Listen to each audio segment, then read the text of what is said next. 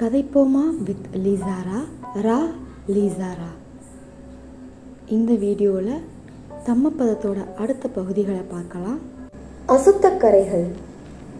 பழுத்த இலை மாதிரி இப்போது நீ. மரணத்தை அறிவிப்பவர்கள் உன்னை நெருங்குகிறார்கள். நீண்ட பயணம் நீ செல்ல வேண்டியது, ஆனால் அதற்கான ஏற்பாடுகள் எதுவும் இல்லை உன்னிடம். உன்னை ஒரு தீவாக்கிக்கொள். துரிதமாய் ஊக்கத்துடன் அறிவு கொள்.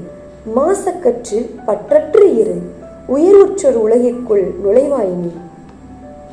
உன் வாழ்விற்கு முற்றுப்புள்ளி மரணத்தின் இருப்புக்காய் அனுப்பப்படுவாய் நீ. அவ்வழியில் உன்னால் எங்கும் நிற்க முடியாது. அப்பயணத்திற்கு உன்னிடம் முன்னேற்பாடுகள் ஏதுமில்லை. உன்னை தீவாக்கிக்கொள். தாமதமின்றி ஊக்கங்கொண்டு அறிவாளியாகு. மாசக்கற்று பற்றற்று இரு. இனி அழிவும் மறுபிறப்பும் உனக்கில்லை. உயர் உருவாய். பொற்கொல்லன் வெள்ளியிலிருந்து அசுத்தங்களை நீக்குவதைப் போல் கொஞ்சம் கொஞ்சமாக வேளா வேலைக்கு தன் அசுத்தங்களை அறிவர் நீக்குகிறார். இரும்பிலிருந்து தோன்றி இரும்பினையே அழிக்கும் துருவை போல ஒருவரின் செயலே அவரை தீய வலிக்கும் கீழே தள்ளிவிடுகிறது. திரும்ப திரும்ப சொல்லப்படாத பாடம் விரைவில் மறக்கப்படும். கவனிக்கப்படாத வீடும் அழியும். சோம்பல் அழகின் தடை. விழிப்பற்றி இருப்பது காவலுக்கு பகை. கெடுநடத்தை பெண்ணுக்கு கரை. வள்ளலுக்கு பொருட்பற்று ஆகாது. தீச்செயல் இம்மைக்கும் மறுமைக்கும் குற்றமாகும். அழுக்குகளில் பேரழுக்கு அறியாமை. அழுக்கை நீக்குங்கள் பிக்குகளை. காக்கையை போல் வெட்கமில்லாமல் ஒழுக்கமில்லாமல் தைரியத்துடன் உழைப்போடு இருப்பவர்க்கு வாழ்க்கை இனியது. நேர்மை, தூய்மை, பற்றின்மை, பணிவு, தூய வாழ்வு உடையவர்க்கு உலக வாழ்க்கை துன்பம். பொய்யுரைப்பவர், கொடுக்காததை எடுத்துக்கொள்பவர், பிறன்மனை கவர்பவர்கள், நஞ்சாகிய மதுவுக்கு அடிமையானவர்கள் தங்கள் வேர்களை தாங்களே தோண்டுகின்றனர். தெரிந்து கொள்ளுங்கள் நல்ல மனிதரே, தீமையை கட்டுப்படுத்துவது ஆக கடினம். ஆசையும் பற்றும் நீண்ட கால துயரங்களுக்கு இழுத்துச் செல்லாதிருக்க வேண்டும் உங்களை. மக்கள் அவரவர் நம்பிக்கைக்கும் மகிழ்ச்சிக்கும் கொடுக்கின்றனர். மற்றவர்க்கு கொடுப்பது கண்டு பொறாமை கொள்பவர் இரவிலும் பகலிலும் அமைதியை அடைய மாட்டார்கள். இந்த பொறாமையை வேர்க்கல்லி எடுத்து வீசியவர்கள் இரவிலும் பகலிலும் அமைதி அடைவார்கள்.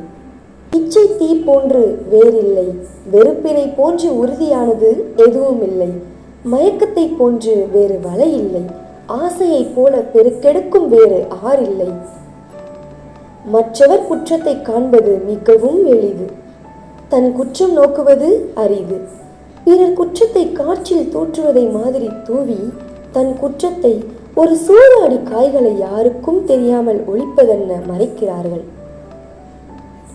மற்றவர் தவறை கவனித்துக் கொண்டே இருப்பவர் வெறுக்கப்படும் தன் தவறுகளை வளர்த்து கொண்டே இருக்கிறார்கள். வானில் வழிகள் ஏதுமில்லை. துறவிகள் யாரும் வெளியில் இல்லை. இச்சைகள் வளர்க்கப்படுகின்றன. புத்தர்களுக்கு இச்சைகள் ஏதும் தடையும் இல்லை. வானில் வழிகள் ஏதுமில்லை. துறவிகள் யாரும் வெளியில் இல்லை.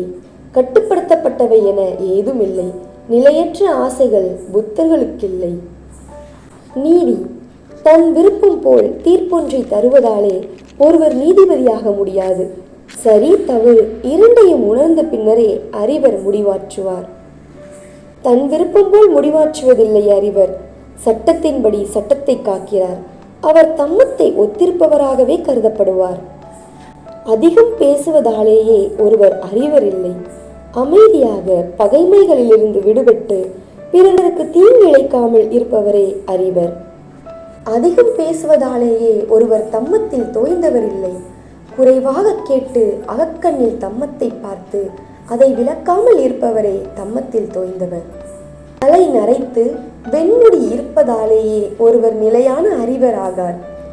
வயது அதிகரித்த அவர் வீணாக வளர்ந்தவர். 4 உண்மைகள் உணர்ந்து தம்மம் தேர்ந்து தீங்கற்று மேன்மையுற்று புலன்கள் அடக்கி பற்றற்றவரே நிலையான அறிவர். தேன் குழைத்த பேச்சு, அழகிய தோற்றம் இவற்றாலேயே ஒருவர் நல்லுள்ளம் பெற்றவர் இல்லை.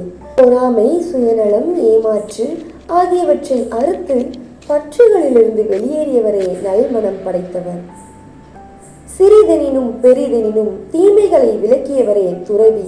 எல்லாவற்றையும் கடந்தவர் அவர். பிறரிடம் பிச்சை கேட்பதாலேயே ஒருவர் துறவியாக மாட்டார், தம்மத்தின் அனைத்து நீதிகளையும் பின்பற்றுவதால்தான். நன்மை தீமை இரண்டையும் விடுத்து தூய வாழ்வினை நடத்தி உலகினை புரிந்தவரே துறவி. பொலிவற்றும் அறியாமை பெற்றும் இருப்பவர் அமைதியாய் இருப்பதாலேயே துறவி அல்லர்.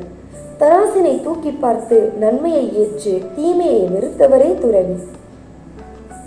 நன்மைகளை ஏற்று தீமைகளை துறந்தவரே துறவி. இம்மை மறுமைகளை உணர்ந்த உத்தமர். உயிர்களுக்கு துன்பம் இழைப்பவர் உயர்வுற்றோர் அல்ல, உயிர்களுக்கு துன்பம் இழைக்காதவர்களே உயர்வுற்றோர்.